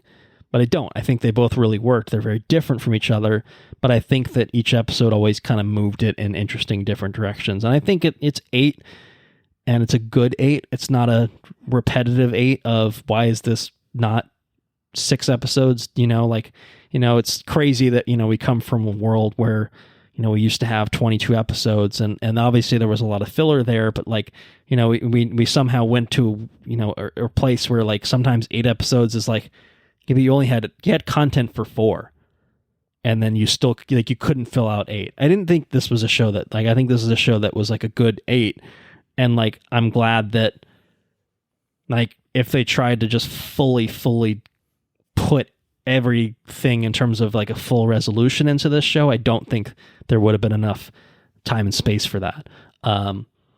Now, obviously, that's again operating with the assumption that we are going to get a second season, which is, I'll say, as of recording this, not confirmed. It hasn't been officially renewed. I mean, one would assume it's reviewed well. If it sounds like it, has performed fairly well in terms of. I think it's like a 95 on Rotten Tomatoes, I think. Yeah, no, I mean, I think the reviews are good. The viewership sounds like pretty good without being amazing, but maybe good enough to justify this. I don't know. I hope we see more. I think that, like, I don't know. I think it's going to be a little. I think it's going to hit. I think it's going to ultimately be a little flatter if we don't see more of a payoff to this, if that makes sense. So anyway, that's kind of where I'm at with it. I enjoyed a lot of it. There's probably other spoilery moments that I could probably think of if I spent some more time, but then we'd be operating into our old ways of spinning our wheels unnecessarily. And so if it doesn't come to mind now, so be it. And I think we've said a lot. I think we've sung the praises, highlighted some of the most memorable moments. I think we've done it. Actually, I do have one thing I'll shout out, but it'll be my final thought, because I did think of it earlier, and this is the place where I'm going to put it. I got to shout out Timothy Oliphant again, but I love particularly, I think it's maybe the second episode where they're on the ship going over to the crash site, and he just kind of gives this monologue about, humans, stop being food, or I should say you told yourself you weren't food anymore, but in the animal kingdom there's always someone bigger, smaller, who would eat you alive if they had the chance. That's what it is to be an animal. You're born, you live, you die. I just love shit like that. I eat shit up like that. I think it's just so much fun. And I don't know, I loved his fucking his white hair, his white hair, Guy Fieri shit going on. I just loved it all. It totally worked for me. Like that. I'll just say Kirsch might have been my favorite character, and it's a cheat code because it's fucking Timothy Oliphant, but he's awesome. He's just so fucking cool, man. And I like the way that, like, half the show he's like tracking the two fucking kids who are like, like the one is being, the cyborg's talking to him. Like he's following all this shit. And like kind of for a moment, I'm just like, this dude, is this synth kind of just on his own? He wants to burn it all down. Like what's his deal? And obviously I don't think that's quite what it is. But just the way that, he's, you know what it is? I just love people playing fucking non-humans, playing robots. It's always my favorite. I'm a sucker for it. I'm just a sucker for it, I think is what it is. And no exception here. So anyway, shout out to you, Mr. Elephant. I think, always. He, very, very, very, very Timothy Oliphant-like performance that is somehow actually unlike a lot of his performances. It's still very much him. It's just colder, but like a little bit colder. But him as a fucking robot, like like what if robot Timothy Oliphant? And it literally is just that, and it's great. We love it. So anyway, it's so simple. Yeah. All right, I think that is officially what that is all I have on Alien Earth. So we can move on to our many catching up. I don't know if we'll come up with a catchier name for that. Maybe we could just call it catching up. But limiting ourselves to some of the more interesting things. It has been a few weeks since we recorded, and I think it was important to at least give ourselves an opportunity to talk about some things. So if I may begin. Because it'll tie into maybe something that you have things to say on as well. I went down to Florida in the past. Down to the jungle. Well, now I guess a week and a half now. Down to the wild south. And I had a lovely time. I had a lovely time in the Sunshine State. So it was a quick weekend trip, a long weekend trip that Anna and I flew down for. We were coming down because our friend James was getting married. James being one of the co-hosts of the Ink to Film podcast. So some people may have listened to him. He's been on this podcast before. It's been a long time, but he's been on, and he got married to his longtime girlfriend, and so we were invited. We went down there. Great, lovely wedding. Really enjoyed it. But we figured we'd make a little, excursion out of it. At the same time, obviously, we figured, we're down in Florida. We should use that opportunity to maybe see people, or see our friends and family. So on what we did, and I'll just go in order. We flew down very early Saturday morning. We had intentions to go to Epic Universe, which is the new Universal park. When we went to buy tickets had sold out. So we had to go with, oh shit, what do we do? We had to settle. We had to, I don't know if settling is the right way to put it, but we went with plan B, which was, hey, we have not been to Disney's Hollywood Studios since they added a section of the park called Galaxy's Edge. And so for two people who absolutely adore Star Wars, we decided let's spend our day at Disney, at Hollywood Studios. So we spent most of the time at Galaxy's Edge. We did both of the big rides there, Smuggler's Run and Rise of the Resistance. The Rise of the Resistance ride, and you had obviously very much encouraged me to make it on there, and holy shit, I mean, just state-of-the-art, incredible. There's a point where you like exit a vehicle and you're in a big hangar, and it's like fucking mind-blowing. Like the level of immersion was I don't know. It's really, wild. I don't think I'd ever, and it's really interesting because we did Smuggler's Run, which is a little bit more of a traditional simulator where, you're in the Falcon and you have various roles, and it's like, you're just kind of watching a screen and getting jostled around a little bit. But Rise of the Resistance felt cool. Like, it's fun and it's cool, but Rise of the Resistance felt like next level. Like, oh, this is a hybrid, Alien Earth hybrid level of technology for fucking theme park rides, which was really cool. It's an experience. For sure. The whole thing was an experience. We didn't do the lightsaber stuff. We didn't build a droid. We had already spent a lot of money to get in the door. We spent some money on some food, and we did do the cantina experience, which was fun. Got some fun drinks there. It was very cool. Very, very cool experience. So I'm glad we were able to do that. You came and actually hung out with us to do one ride. we wanted to get on the Rock and Roller Coaster one last time because it's being rethemed from Aerosmith to Muppets next year. So we wanted to do it one last time while it was in its Aerosmith incarnation. So the park was busy. It was a Saturday of a holiday weekend, lovely weather. And that was the last thing. We'd done Tower of Terror. We'd done everything else we wanted to do. It was the last one we wanted. And I sprinted across the parking lot.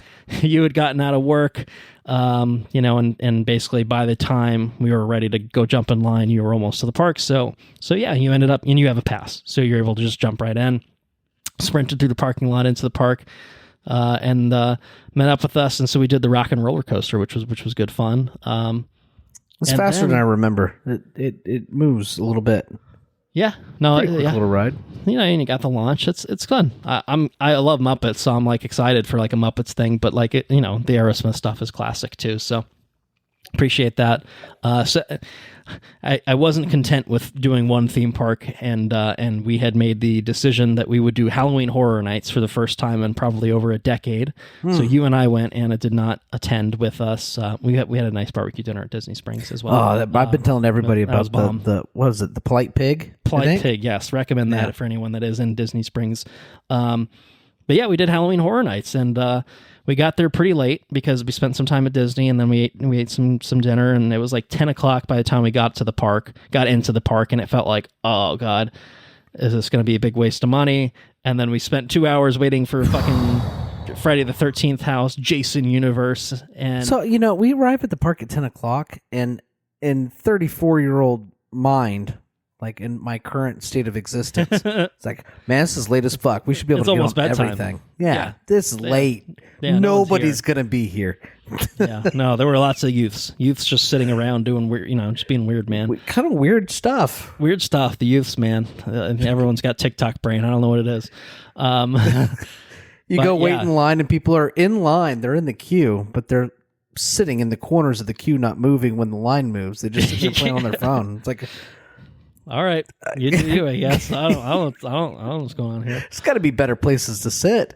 One would think. Anyway, it was 2 hours in this one house, and there was like some fun Friday the 13th stuff in there, but it was mostly just fucking Jason in every room jumping at you with a machete. It's like, okay, I mean, you could have done something else. Oh, but here's the twist: it's Jason with a different mask. There was a cool thing where you walk into the mask. You walk through his mask. Yeah, there was things pretty cool in that house.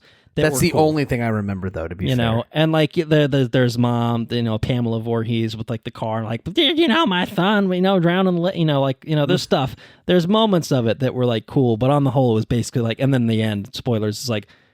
Jason, like every like just like a bunch of fucking Jasons popping out at you, like just literally 10 Jasons in one room. It's like, I kind of get it, and I think if I had waited 30 minutes, I probably wouldn't feel bitter about it. But when you spend 2 hours and it was listed at 1:30, and I think it ended up being right about that, it was kind of just like, oh my God, we're gonna do 2 mediocre houses that we spent, I don't want to say how much money on, and that's gonna be it. And it felt like because the 3 big branded ones were the Jason one, Friday the 13th, Five Nights at Freddy's, and Terrifier. And it's like, of those 3, I haven't watched any of the Terrifier movies. I don't care about Five Nights at Freddy's.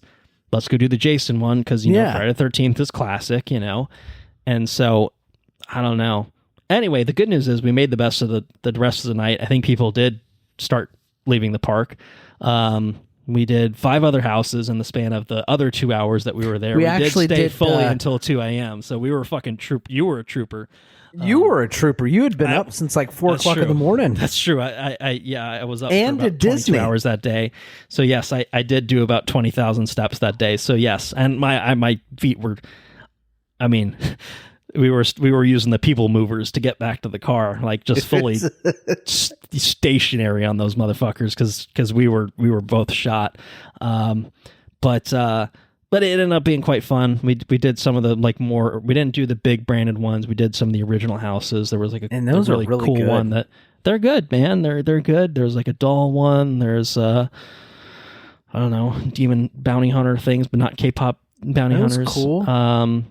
My favorite one was the favorite one was it's like Northman sort of shit going on. You know, you walk in and it's like there's a story being told to you about like this witch lady, and you know she's damning the village. You know, she's gonna seek vengeance on the village or whatever, and all these demons and stuff come in, and it was really cool. Yeah, that one was really cool. It was a Fallout one. Fallout was the other big branded one, which we did do, which was cool. I mean, it was cool. It was neat. All right.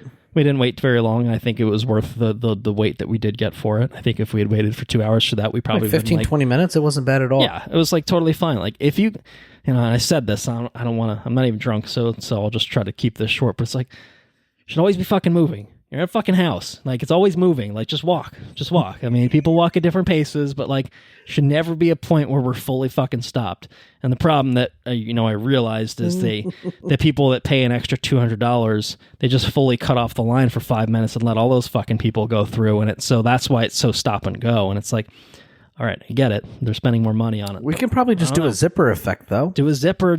Man, there's got to be a better way. I think just people are just slow, and it is what it is. So... Anyway, we made the best of it. It was fun. We were tired as shit. We did brunch the next day. Sarah and your babies made it out there, so I met baby Nolan for the first time. Yeah, little chunk. And I obviously Bennett was there as well. Got to hang out with him. He did a roar in the middle of the restaurant real loud. He did a roar. I think he needed a little encouragement, but he did eventually do a roar. Which was but it's in his fun. 2-year-old stage. It's an interesting stage for us. We've had to put him in timeout recently because he's been hitting the shit out of people. So he's going Hulk on people. We're trying to figure stuff out. He's been had to take him for a walk at the restaurant. We had to go for a walk. We had contained him too long because it was like a 3-hour drive to the restaurant for Sarah, and then we had to sit down at restaurant, and we went for a walk and picked flowers. That was nice. Mm-hmm. But very nice. Lovely brunch. It was very good. What'd you do after? Well, your vacation continued. Saw my parents, and I saw brother and nephew there as well. Went to the wedding after that, which was lovely. A lovely ceremony, lovely reception, fun dancing and all that. Some libations, as you might expect. And then we capped things on Monday before we flew back by watching Jared Leto on the big screen, on the biggest screen. We went to the Point Orlando IMAX, which is meaningful. It's where we saw Dunkirk together and saw many things together, actually. But Dunkirk I highlight specifically as the catalyst might have heard. Catalyst for the podcast, exactly. So I won't say anything about Tron Ares for now. Maybe we'll talk about it on a future episode. But anyway, that was my big Florida trip, which was a lot of fun. A lot of stuff packed into a few days. But it was really nice to see everyone. It was nice to do a lot of fun things.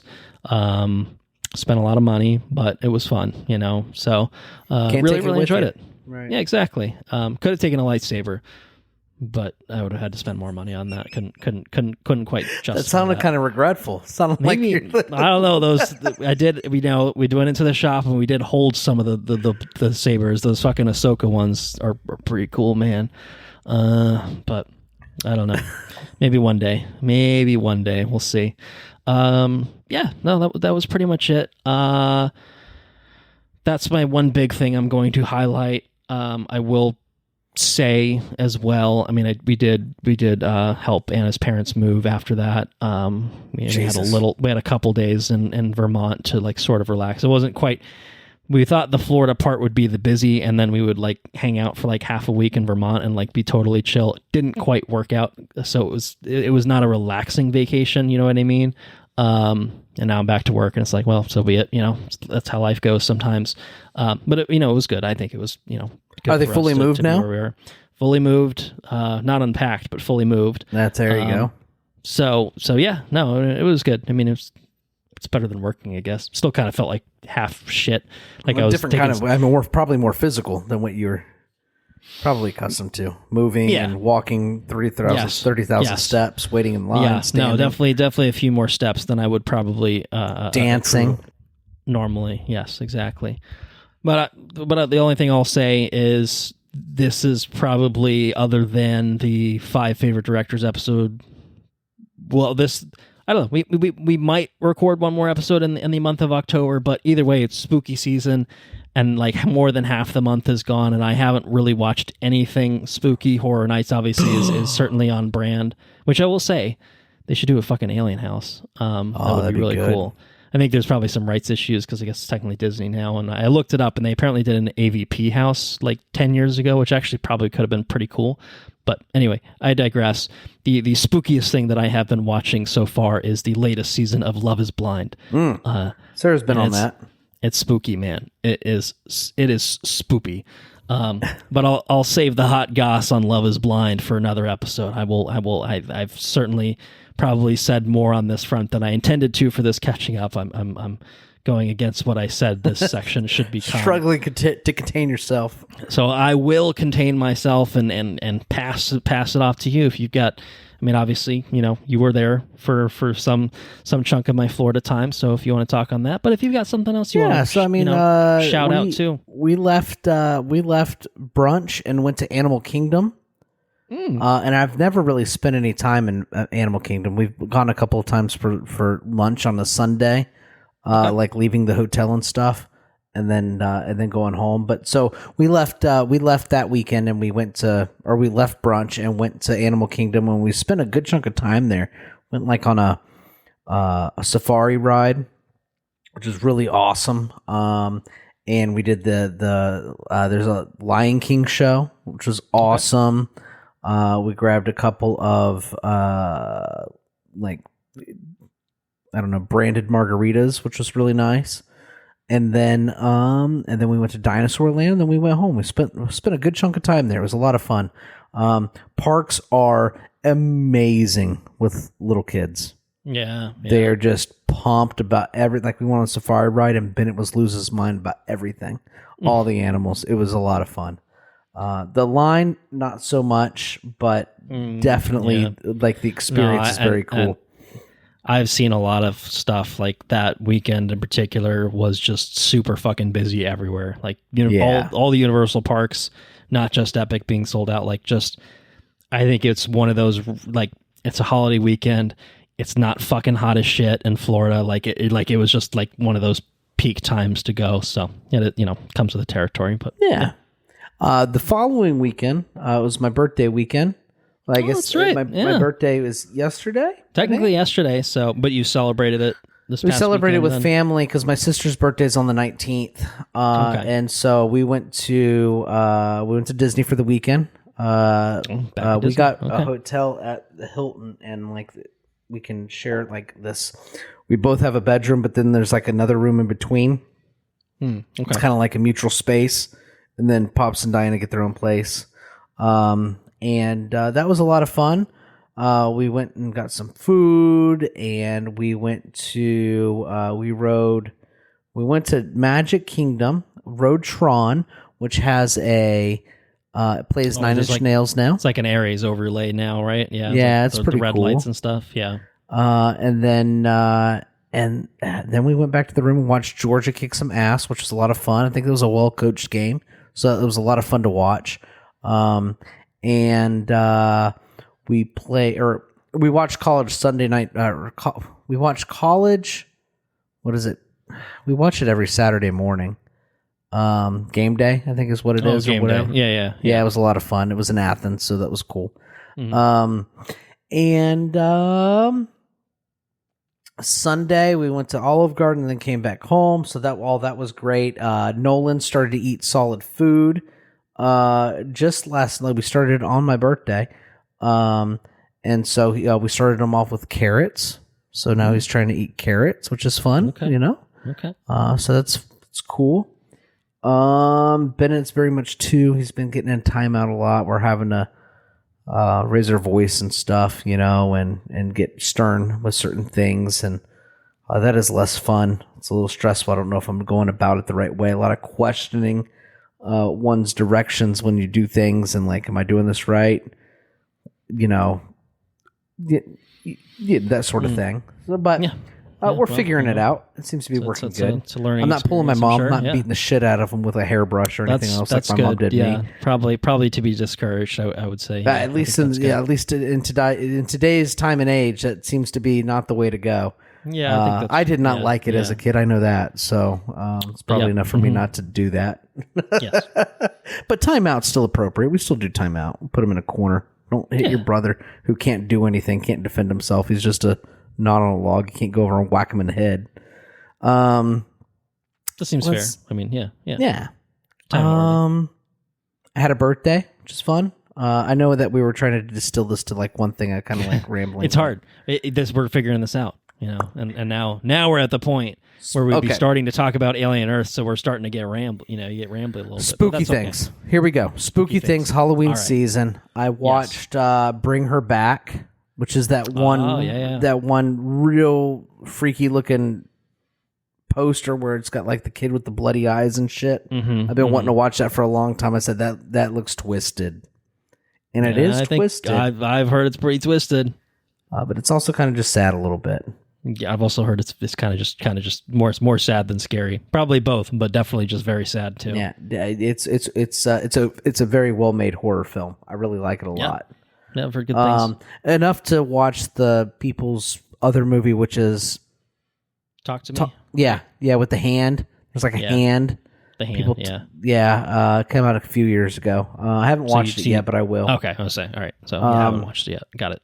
And I upgraded my center channel speaker. I sold 2 magic cards and sold my center channel speaker, so I didn't really spend any money, which is pretty cool. You upgraded. And I upgraded my center channel speaker. And I can't, for anybody with any sort of home audio, your center channel makes a significant difference. I mean, 90% of your content's coming through that center channel. Sure. Yeah. I had a smaller center channel. It wasn't very wide. And I've upgraded it, and it makes a significant difference. I haven't really watched 100% of anything yet since I've upgraded, but it's like the greatest hits of things I like. So I've watched a little bit of Dune Part 2. I've watched a little bit of Live, Die, Repeat. Some reference material, test it out. Exactly. Yeah. I watched some F1. F1 I thought would be a really good thing to dial it in with. And it was incredible. So that's kind of where we're at with everything, and I can't really think of anything else, so that'll be that. I guess we'll leave it there then. You think about it, and maybe you got one thing in the next week you'll talk about, and then if you remember all the other shit, then we'll talk about it on another episode, and we'll talk about it all. Talk about it all, man. All right, well, then that's going to do it. Under 2 hours, baby. Thank you all for listening. If you enjoyed what you heard, please spread the word, especially if you like this new version of us. This might even be on the longer end of things, because I feel like we did get a little rambly with catching up, and we spent 15 minutes at the top of the episode before we actually even did the thing. So yeah, we can probably do roughly 20, 30 minutes worth of trim, Yeah, we could, yeah. So anyway, if you enjoyed what you heard, please spread the word. We're on Patreon at patreon.com/watchreviewrepeat. You can get early access to all of our regular episodes, which theoretically there will be less turnaround time now. I think that I should be able to get these episodes out to the masses. So it's less of an incentive for Patreon. I'm doing the opposite of upselling right now. But if we can have maybe it gives us the chance to do bonus episodes, is maybe what we're running out of time to do one for the rest of this year. But I think there is still time at the same time, and that's a good way to fill a week where, again, maybe we just did a hangout, maybe there's something that we can watch at home, no problem, That's not necessarily like brand new, hot off the presses kind of thing that deserves the regular episode. I mean, at this point, the bonus episodes and regular episodes they're gonna feel pretty similar to each other. So that's gonna make it a lot easier to do, I think. So I think it'll happen. And if you're a supporter on Patreon, you'll be the first to be able to hear those. So again, patreon.com/watchreviewrepeat. Our website's all the same, watchreviewrepeat.com. We're still on the same socials. Nothing's changed there. We're on Blue Sky at watchreviewrepeat facebook.bsky.social, facebook.com/watchreviewrepeat, at watchreviewrepeat on Instagram. If you have any questions, comments, or suggestions, you can send those our way, watchreviewrepeat@gmail.com. I think if we have listeners' corner entries, that'll probably make its way into a regular episode. We don't have that here, but I would still encourage people to chime in. You know, we didn't really hear anyone, chime in on their favorite directors, but certainly you could still do that. Chime in on Alien Earth, Tron, any other big things that have come out, spooky things you've been watching, recommendations, etc. If you got something to say, send it our way. Our intro and outro track continues to be Mechanolith by Kevin MacLeod and Incompetech.com. We could replace it with something else. We could. I haven't yet, but we could. I don't know. We could just start plugging random rock songs in there. We could do that. Some Tool, some I don't even know what else was in there. Godsmack, yeah. We could. Creed. Totally could. Creed. Maybe I'll put it after Mechanolith. I don't know. Creed, yeah. Arms wide open. With arms wide open. Yeah. It's got some Scott Stapp up in this bitch. That's what we've been missing the whole time. 300 episodes. We've been missing Creed. Maybe some Nickelback. I don't know, man. Some cool stuff. We could definitely do that. Anyway, Mechanolith is licensed under the Creative Commons by Attribution 3.0 license. Maybe for our next episode, we'll end it with some Nine Inch Nails. Maybe we could do that. Keep it on brand, because maybe it's Jared Leto time. Maybe it's time to talk about Tron Ares. Obviously, I have now talked about how I've watched it, but I haven't said anything about the movie itself, and I don't think you've seen it quite yet. But maybe you've got some designs too. First movie theater trip, I would think, in a little bit of time, right? Maybe since Weapons. I don't know. Is there something else we covered? I feel like it's been a little while. Weapons is probably the last one. It's been a little while. Maybe you're due. If you've got some time, some spare time. What little spare time you can offer, maybe you can spend it, in a theater. 2 hours in a heavenly. theater with Mr. Jared Leto, Mr. Ares himself. I don't know. I think I would enjoy having a conversation about it with you. So if it happens, great. Then that'll be episode 302. I think we'll be the game plan. And if it's not, well, we'll figure it out, and you'll figure it out when you see the title, and it's not Tron Ares. So you'll find out at the same time. Not at the same time as us, but you'll find out. Anyway, why don't you take everyone out, Mr. Meadows? Take care now. Bye bye then. Laters on the Menjay.